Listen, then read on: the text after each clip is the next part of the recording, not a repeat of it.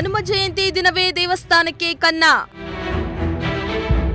ವೀರಾಂಜನೇಯ ದೇವಸ್ಥಾನದ ಹುಂಡಿ ಕದ್ದ ಕಳ್ಳರು.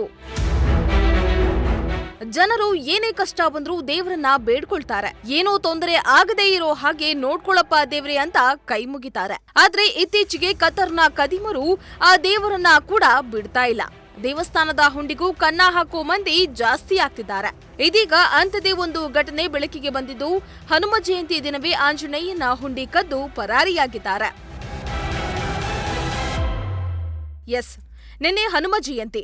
ಹೀಗಾಗಿ ನಾಡಿನಾದ್ಯಂತ ಹನುಮನ ದರ್ಶನವನ್ನ ಪಡೆದು ಭಕ್ತರು ಪುನೀತರಾಗಿದ್ದಾರೆ. ಭಕ್ತರು ಸಹಸ್ರ ಸಂಖ್ಯೆಯಲ್ಲಿ ಆಂಜನೇಯನ ದೇವಸ್ಥಾನಗಳಿಗೆ ಭೇಟಿ ನೀಡಿ ಪವನಪುತ್ರನ ಆಶೀರ್ವಾದ ಪಡೆದಿದ್ದಾರೆ. ಆದರೆ ಈ ಹನುಮ ಜಯಂತಿ ದಿನವೇ ವೀರಾಂಜನೇಯ ದೇವಸ್ಥಾನಕ್ಕೆ ನುಗ್ಗಿರುವ ಕಳ್ಳರು ದೇವಸ್ಥಾನದಲ್ಲಿದ್ದ ಹುಂಡಿ ಮತ್ತು ಸಿಸಿಟಿವಿ ಡಿವಿಆರ್ ಅನ್ನೇ ಕದ್ದು ಎಸ್ಕೇಪ್ ಆಗಿರುವ ಘಟನೆ ದೊಡ್ಡಬಳ್ಳಾಪುರ ತಾಲೂಕಿನ ಜಿಂಕೆ ಬಚ್ಚಹಳ್ಳಿ ಗ್ರಾಮದಲ್ಲಿ ನಡೆದಿದೆ. ರಾತ್ರಿ ದೇವ್ರ ಜೀವ ನಡೀತಾ ಇತ್ತು. ಎಲ್ಲರೂ 1 ಗಂಟೆವರೆಗೂ ಇಲ್ಲೇ ಇದ್ರಂತೆ.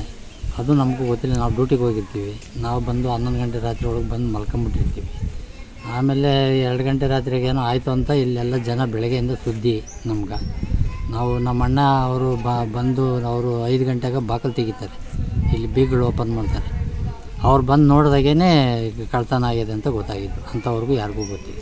ಪೊಲೀಸ್ನವರೆಲ್ಲ ಬಂದು ಇದು ಮಾಡ್ಕೊಂಡು ಹೋದ್ರ? ಪೊಲೀಸ್ನವರೆಲ್ಲ ಬಂದು ಮಾಜರ್ ಮಾಡ್ಕೊಂಡು ಹೋಗಿದ್ದಾರೆ. ಇದು ರಾತ್ರಿ ಸುಮಾರು 2 ಗಂಟೆನಲ್ಲಿ ಆಗಿರೋದು. ಹಣ ಅಂದಾಜು ಎಷ್ಟು ಹೋಗಿರ್ಬೋದು ಅಂತ ನಿಮ್ಮ ಇದು? ಅದು ನಮಗೆ ಗೊತ್ತಿಲ್ಲ ಸರ್. ಜಿಂಕೆ ಬಚ್ಚಹಳ್ಳಿ ಗ್ರಾಮದಲ್ಲಿ ಇತಿಹಾಸ ಪ್ರಸಿದ್ಧ ವೀರಾಂಜನೇಯ ದೇವಸ್ಥಾನವಿದ್ದು, ನಿನ್ನೆಯಷ್ಟೇ ಹನುಮ ಜಯಂತಿ ಹಿನ್ನೆಲೆ ದೇವಸ್ಥಾನಕ್ಕೆ ಭಕ್ತರ ದಂಡು ಹರಿದು ಬಂದಿತ್ತು. ರಾತ್ರಿಯವರೆಗೂ ದೇವಾಲಯಕ್ಕೆ ಭೇಟಿ ಕೊಡುತ್ತಲೇ ಇದ್ದ ಭಕ್ತರು ದೇವರ ದರ್ಶನ ಪಡೆದು ಪುನೀತರಾಗಿದ್ರು.